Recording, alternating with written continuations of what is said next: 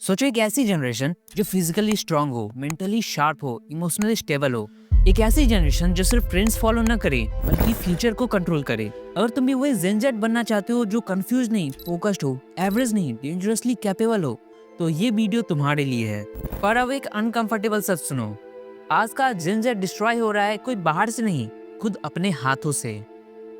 Marks हो या money, health हो या कॉन्फिडेंस, क्लैरिटी हो या कैरेक्टर, सब जगह स्लोली डैमेज चल रहा है। और सबसे स्कैरी बात, ज्यादा लोग को पता भी नहीं कि वो ऑलरेडी कोलैप्स मोड में है। और हाँ, इंस्टाग्राम पे मोटिवेटेड फील करना रियल प्रोग्रेस नहीं होता। इस वीडियो में मैं तुम्हें कोई जेनरिक एडवाइस या वही घिसी पिटी बातें नहीं बताऊंगा। मैं तुम्हें दिखाऊंगा वो 3 ऐसी हैबिट्स जो साइलेंटली पूरे जेन जेड को डिस्ट्रॉय कर रही है। और तुम्हें लग भी रहा होगा कि ये नॉर्मल है। वीडियो के एंड तक तुम समझ जाओगे कि प्रॉब्लम जनरेशन की नहीं, हैबिट्स की है। और अगर तुमने इन्हें आज नहीं रोका तो अगले 5 साल तक सिर्फ रिग्रेट लिख कर ही रखे होगे। अगर तुम रेडी हो रियलिटी फेस करने के लिए तो चलो शुरू करते हैं।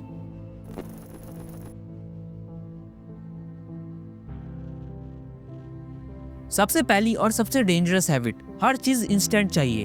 Instant entertainment, instant validation, instant success, reels, shorts, memes, games, हर 5 सेकंड में तुम्हारा दिमाग एक नया डोपामिन हिट मांगता है।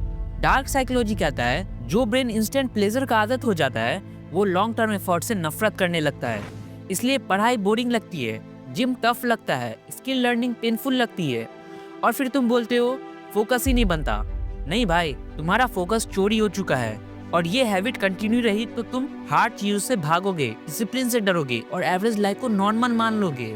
और जब फोकस टूट जाता है तो नेक्स्ट हैबिट और डेंजरस बन जाती है। जेन जेड का favourite trap, YouTube videos, podcast, trends, quotes, self help reels. तुम रोज कुछ ना कुछ सीखते हो, पर सच ये है तुम कंज्यूम ज्यादा करते हो और apply almost zero. Dark psychology से बोलता है प्रोग्रेस इल्यूजन। तुम्हारा ब्रेन कंफ्यूज हो जाता है कि तुम काम कर रहे हो जबकि तुम सिर्फ सुन रहे हो। बुक पढ़ी भाई, अमेजिंग बुक थी। अप्लाई किया, अभी नहीं, नेक्स्ट वीक से। इस हैबिट का एंड रिजल्ट क्या बोलता है? नॉलेज हाई, एक्सकॉशन लो, confidence fake, results zero.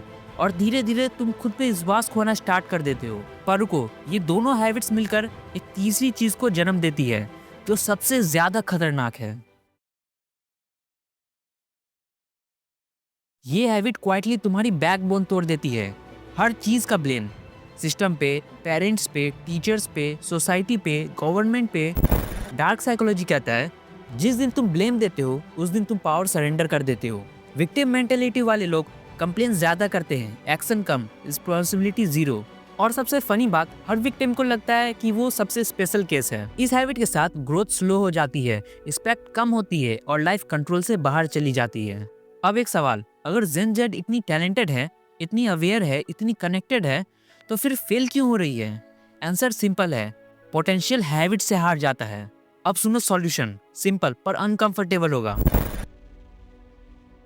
Phone limits, boring काम को एक्सेप्ट करना, हार्ड चीजों से भागना बंद। डिसिप्लिन पहले पेनफुल होता है पर बाद में फ्रीडम देते हैं।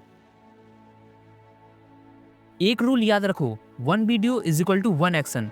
चाहे छोटा ही क्यों ना हो पर अप्लाई जरूर करो। नॉलेज का काम तुम्हें स्मार्ट बनाना नहीं, डेंजरस बनाना है।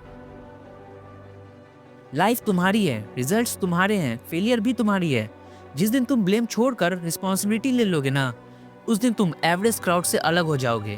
तुम्हारी जनरेशन वीक नहीं है, तुम कंफ्यूज्ड इसलिए हो क्योंकि तुम्हें गलत चीजों को नॉर्मल सिखा दिया गया है। पर याद रखो, हर जनरेशन में 2 टाइप के लोग होते हैं, भीड़ का हिस्सा और हिस्ट्री बनाने वाले। डिसीजन तुम्हारा है, आज भी टाइम है पर अर्जेंसी रियल है। जेन जेड का फ्यूचर वीक नहीं होगा, बस अगर तुम वीक रहना छोड़ दो। See you in the next video.